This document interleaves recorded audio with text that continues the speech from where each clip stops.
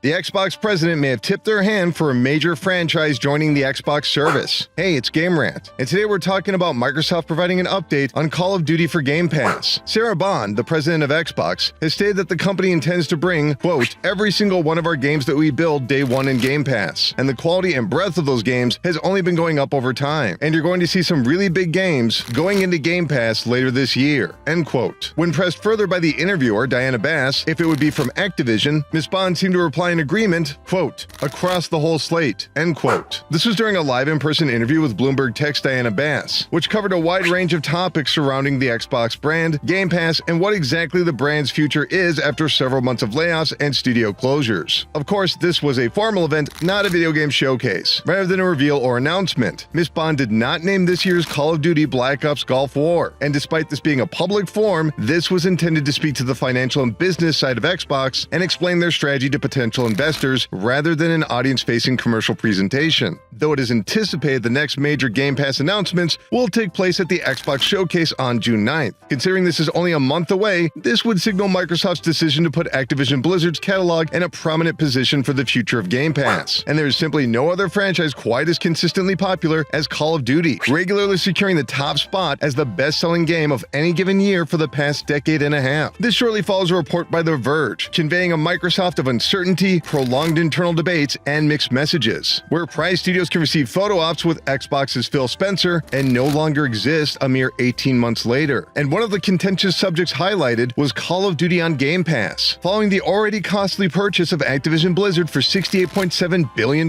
this has allegedly put additional pressure on the Xbox brand to reduce costs in other areas, including studio closures and layoffs, themselves the result of a previous acquisition. During the FTC trial, Microsoft was eager to prove their commitment to Call of Duty on other consoles, going so far as to sign a 10-year binding agreement with Nintendo, promising Call of Duty would come to their platforms in addition to Xbox. A bold move considering Activision has rarely put Call of Duty on Nintendo consoles previously. A similar agreement was made between Sony and Microsoft, but only after the FTC had approved the acquisition of Activision Blizzard. Now the question remains, if Call of Duty were to join Game Pass, how would that make financial sense? Xbox has essentially taken all of the financial risks of development and publishing of the Call of Duty franchise, and if it were to go to Game Pass, this would significantly lower the cost to consumers to an $11 per month subscription versus a $70 retail game. Will the expansion to Nintendo make up for the lost revenue? That has yet to be seen. This is the end of a very chaotic week for the Xbox brand and their former developers, with 4 studios, Tango Gameworks, Arcane Austin, AlphaDog, and Roundhouse Studios, being closed on the same day, with only Roundhouse being absorbed into other Microsoft studios. The Xbox Showcase on June 9th should shed some light on the future of the Xbox brand and its many subsidiary developers. And that's going to do it for now from Game Rant. Keep clicking around here as we've been extensively covering this story, and we'll have a new video up shortly about Sarah Bond responding to questions about studio closures. So we'll see you there.